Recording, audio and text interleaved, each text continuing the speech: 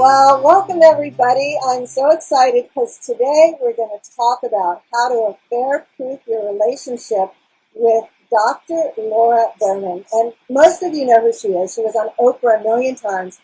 But she's a world-renowned sex and relationship expert. And for the past 20 years, she's been helping couples improve their sex lives, build intimacy.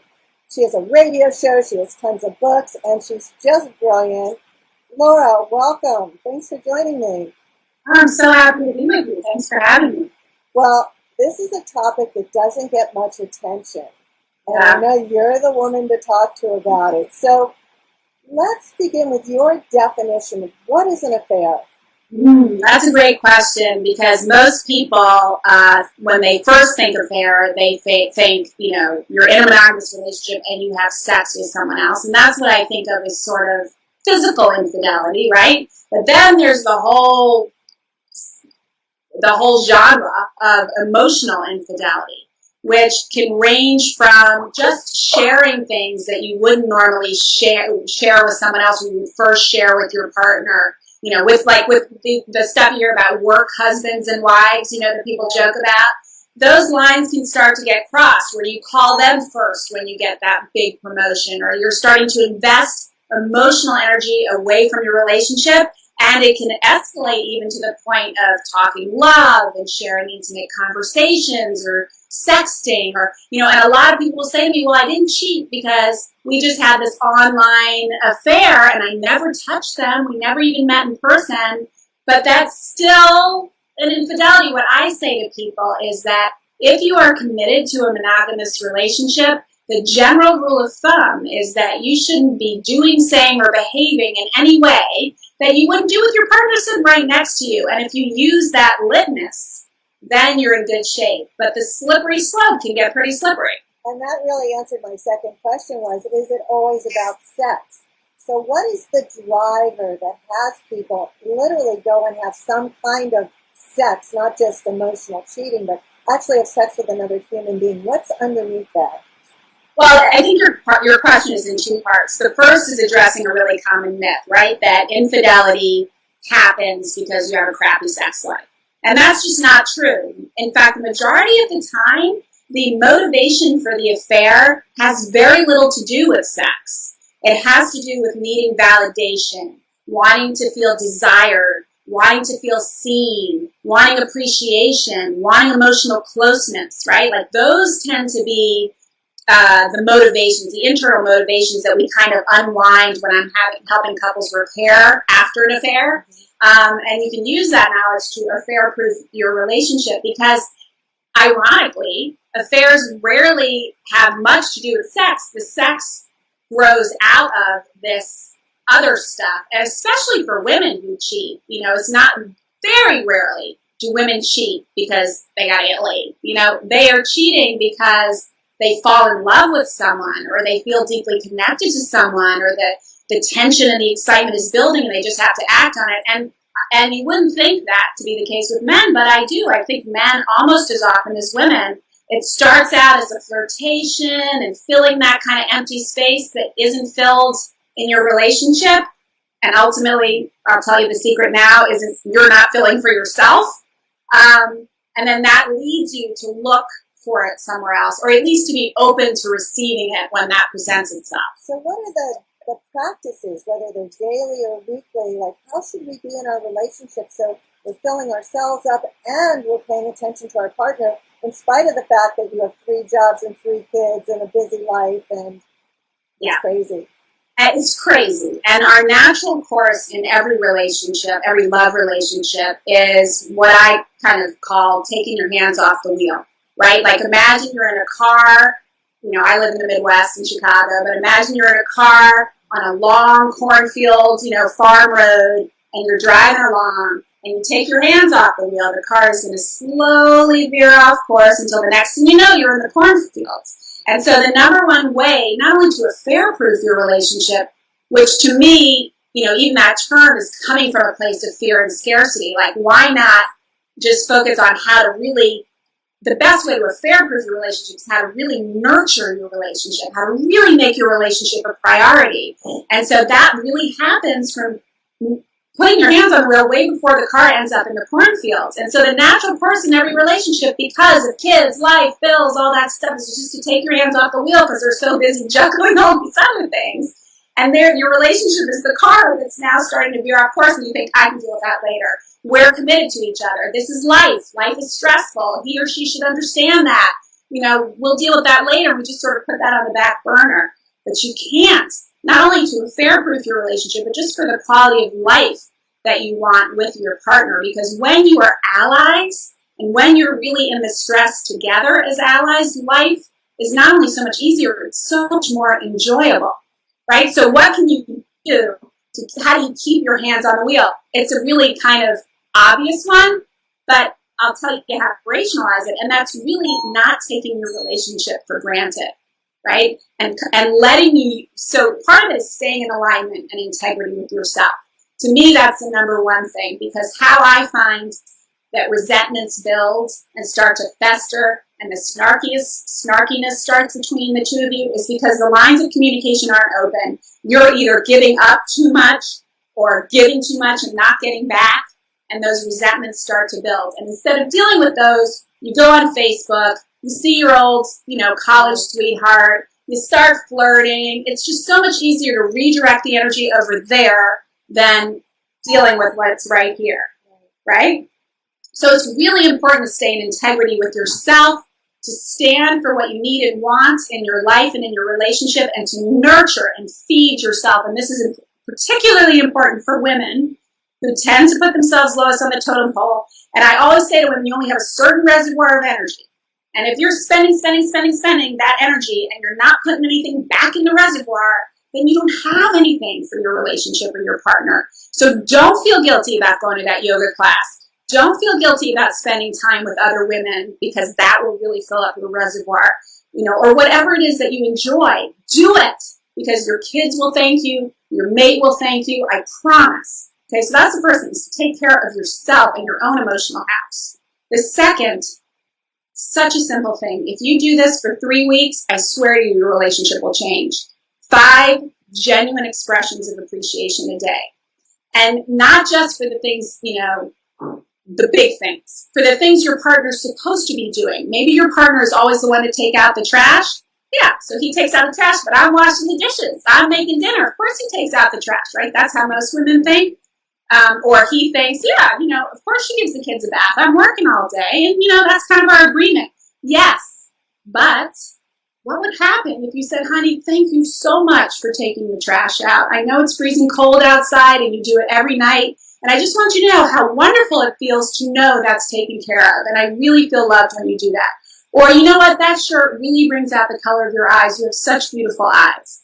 It makes a huge difference, not only because your partner is feeling that appreciation and you're modeling for them the appreciation you want back, but the most important thing is that the lens you are wearing is very different. Because when you're looking for things to appreciate, you're looking for your 5 things every day, you're noticing that. You're not noticing all the other things. And I talk to groups of people all the time, and I'll say to them, okay, for the next 15 seconds, I want you to find everything brown in the room, okay? And then after they're madly looking around, after 15 seconds, I say, okay, now tell me everything orange that was in the room. And because all they were looking for was the brown, right? So if you're in that more natural lens, when we take our hands off the wheel and we start feeling resentful, is to notice, all the evidence that they're selfish or that they're insincere or that they don't pay attention to me. No, put your attention on what to appreciate. You will be amazed when it changes the energy inside you. And we're all energetic beings. We're all in training with each other all the time. And when you change the energy inside you and you're in a place of openness and appreciation, it is amazing what changes in your partner. Okay? There's actually research that proves this is right. There's a woman at the University of Buffalo, I can't think of her name right now, who studied couples who wear rose-colored glasses. And they're happier, longer, more satisfying relationships because they're always looking for what's right instead of looking for what's wrong. And how does it feel on the other side when you know your partner thinks that you're selfish or not loving enough, And, you're walking around in the relationship, in the world, aware that they see you that way and they're pointing it out to you or they're pouting or, versus it's just what you feed grows, right? And so if you're wearing that rose-colored lens, if you're changing the lens that you look at your partner through, they feel it. They feel it logistically in the way you speak to them, but they feel it unconsciously, energetically. And of course, you're not going to go, oh, it's okay, we love dogs.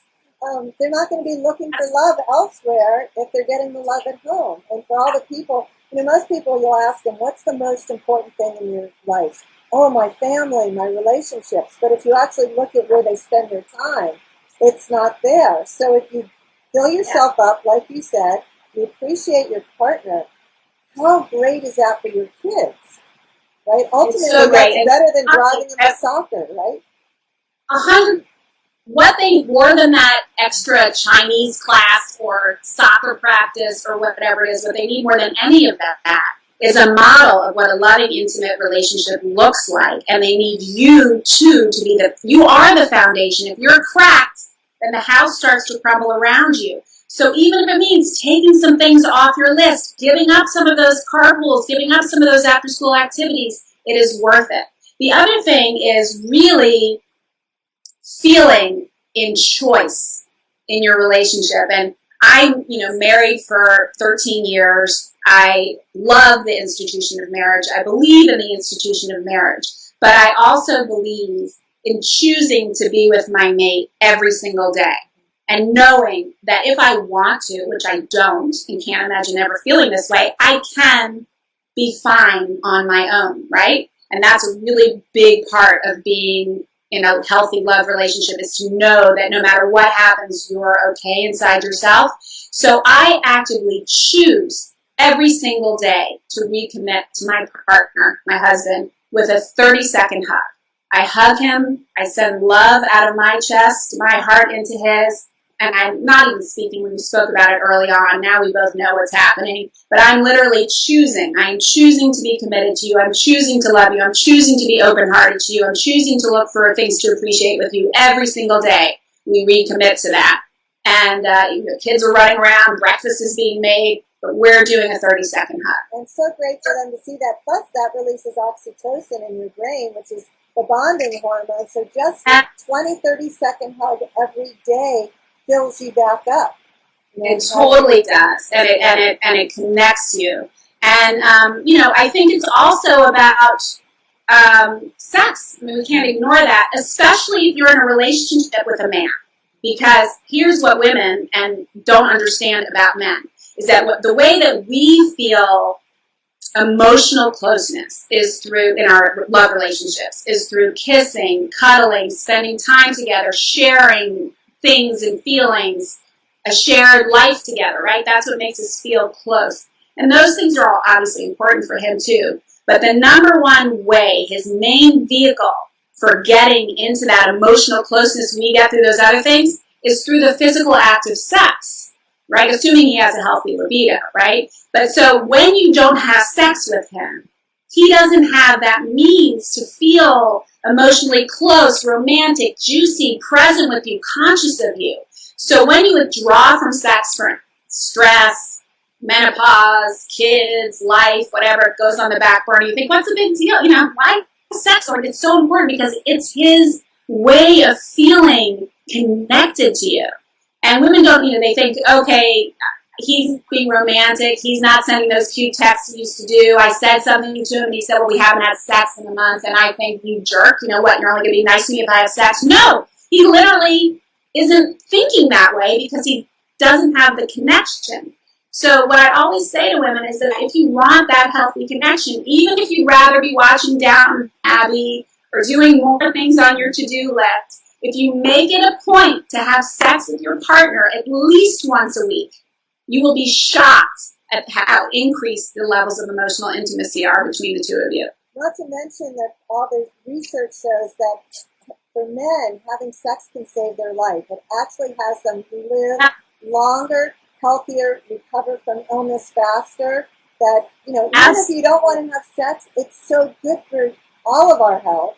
but particularly exactly. There's our health too. The main difference between men and for all of us, it boosts your immune system, lowers heart disease, lowers depression, increases your immune support, all of that. For men, it drastically reduces their risk of prostate cancer. Yeah. Okay, we're going to wait for this helicopter to pass, but tell us about quantum love. Oh, I'm so excited about this. It's coming out now. Well, I think it's in February, right? So it's February now. So it's coming out now, Quantum Love, and it's with Hay House, my newest book, and it's all about the newest research about how to apply. Basically, some of the principles of quantum physics are now explaining the law of attraction, and at our core, we are all energy. And so I've spent the last 2 years researching how you can harness that energy, shift the energy inside your body, and use it to substantively change things in your relationship without even saying a word to your partner. And it's really speaking to that first point I made of getting your own house in order. But I have lots of techniques in there, lots of stories of patients I've worked with, lots of things from my own life and my own journey of applying this to my own life. This is really, honestly, the most personal book I've ever written because I share so much of my own life, to read it. My own relationship, my kids, all sorts of ways that I've applied this in my own life, and what I've learned, and also lots of stories of the patients that I've worked with and helped them apply it.